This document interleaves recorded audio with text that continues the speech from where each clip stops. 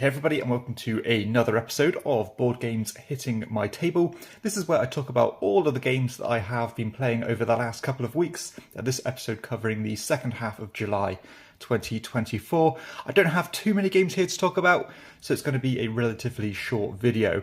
But before I get started on the games, I want to give a shout out to the show's sponsor, KIENDA.co.uk, who are my go-to online retailer. And if you use the link in the show notes or the QR code, then you can get 5% off your first order. But let's start with the heavy hitter of the bunch. We're going to start with Caelus. So we played a 3-player game of Caelus, and if you're not aware with what Caelus is, it is a relatively complex worker placement game, and one of the originals actually, if not the first one that kind of really resonated with people. This is pretty straightforward in its principle, where you're just trying to collect different resources and trade them in to contribute to build the castle at the top there, getting points as you do, getting punished if you don't contribute, getting some bonus points or some bonus actions if you contribute more than the other players. With, like some other worker placement games, this one you can add worker placement spots as the board goes on by building new buildings along this track, getting better yields and better rewards or conversion rates as you go. Now, this game does have some interesting little twists on it that separate it from the pack. My favourite thing about it actually is this passing mechanism where normally you'd place a single worker down, you have to spend a coin to do that, but as people drop out of the round, you have to pay extra money. So, for every other person who passes before you, you have to pay an extra coin. So you can use that to your advantage at times when you've kind of done what you need to do, and you can start bleeding the other player's resources dry. Now, this most recent game is actually quite interesting because we took quite different pathways. One of my opponents didn't actually build a single building and still managed to do very well. We ended up being only within a few points of each other at the end because he added so much to the castle, but I think I just managed to squeeze the win because I did have quite a few buildings on the board, and if other people visit your buildings, you get passive victory points. And I think the only thing that separated me and second place was the fact that I used a certain building type to convert money into victory points, straight up conversion rate. So that was definitely the difference maker there. And, luckily I had the funds to do that because the resources in this game are quite tight, and money can become, very thin quite quickly. But, I do think this game is very well designed. I think it's a classic and almost like a Hall of Fame style game. Now, admittedly, over the last few years, worker placement games, and especially resource management ones where you're converting cubes into other things or building stuff, those kind of games have dried up for me. I don't enjoy them too much. Caelus, I think, is the best of them, but still, I think the spark is starting to wane, and despite me objectively thinking this game is brilliant, it's not something I'm going to lean towards that much more because I kind of feel like I've seen everything. I've played it quite a few times now. I've really enjoyed it, and I'm never not going to like it, but I just think maybe the time in my collection has come to an end and I'm not going to lean towards it much more. But still, thoroughly enjoyed this most recent play, and it was a great send-off. On to something completely different. I played a game of Devon. So Devon is really hitting home with me at the moment. I'm loving this one. It's obviously an abstract strategy game, part of the GIF series. And this one, you are essentially gobbling up your opponent's pieces by moving your colour and trying to hop on top of them. The taller the stack, the more it has to go or has to move. But the twist on this one is that as long as you are connected to one of these red pieces, you can stay on the board. But as soon as you are removed from them or you cannot trace the route back, then all those pieces come off the board. And this most recent game is the first one I've lost, actually. And I lost quite significantly because I missed a move where my opponent managed to move a big stack of their pieces with the red one on it away from a big cluster of mine, and I lost so many pieces from the board. But it's those big moves that I tend to really like about Devon. You have to be hyper alert, otherwise you can be definitely struck by a move like that, and that will completely paralyze you and hinder your chances of winning. But I'm loving my abstract strategy games at the moment. Definitely on the lookout for the great ones. So if you have any recommendations, please do let me know. But Devon is climbing and climbing for me and is well into my top 100 now.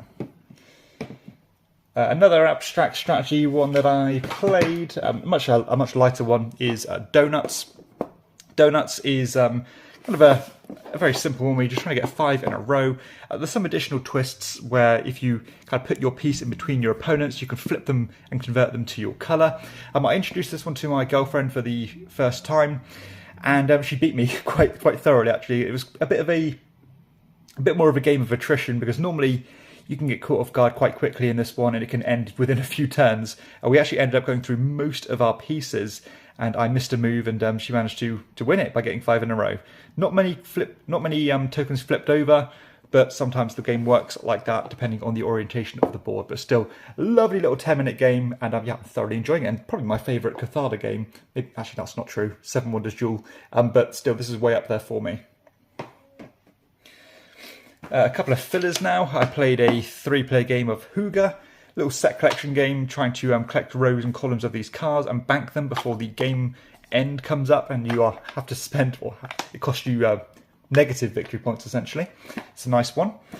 And I also played a 3-player game of High Score, simple dice rolling, trying to roll the best total depending on the current scenario of the round. It is a pure luck fest, but it's a great little filler game to end a game's night if you have 15 minutes to spare and you like dice chucking. I think this is the first time I actually ever won the game, because normally I do terribly at High Score. I know it's pure luck, but still that's the way it's gone. And I managed to just squeeze the win with this one. A couple more now. I played a 3-player game of First Rat. Not played this one in a little while, not too long, but not recently either.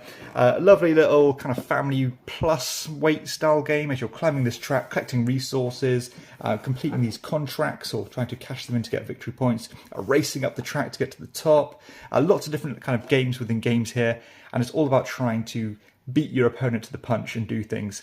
Now, this was one of those games where everything just seemed to fall at my feet. I managed to get a couple of these rucksacks that you collect first in order to give you a bit of an engine building benefit or get special power. I think I got 3 out of the 5 of those, which definitely did carry me through the rest of the game, as I was using these shortcuts without having to pay for them, getting better conversion rates, having more flexibility to move more of my rats further.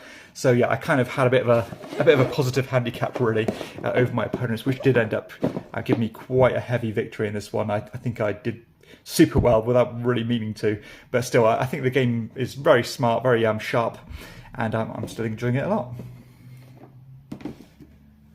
And the final game that I played is My Farm Shop. So still another 3-player game of this one. This is a little resource conversion game using the Machi Koro or space mechanism, as you're rolling dice, using 2 of those dice in order to get resources or convert resources into victory points, and the other one to pick up a new card to improve your engine. Now, I usually seem to, well, I've always thought that the points work out pretty similarly towards the end of the game whenever I played this one, despite maybe the engine not working to my benefit. Now, ironically, this was the best engine I've ever built in My Farm Shop. I had all the resources matching all of the conversion cards. It was just perfect for me in terms of what my board looked like, but the dice were just not working out for me at all. And because I didn't have an engine to get me these kind of sacks that let you modify the dice values, that really hurt me badly. So I was completely at the mercy of the dice, which did definitely come and bite me in the ass.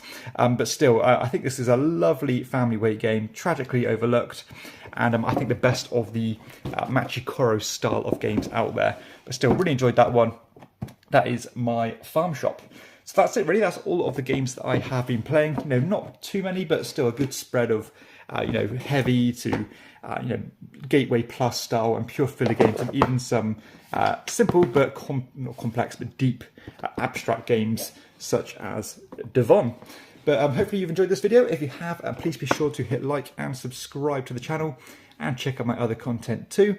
But for everybody else, I'll see you next time on Chairman Off the Board. Bye bye.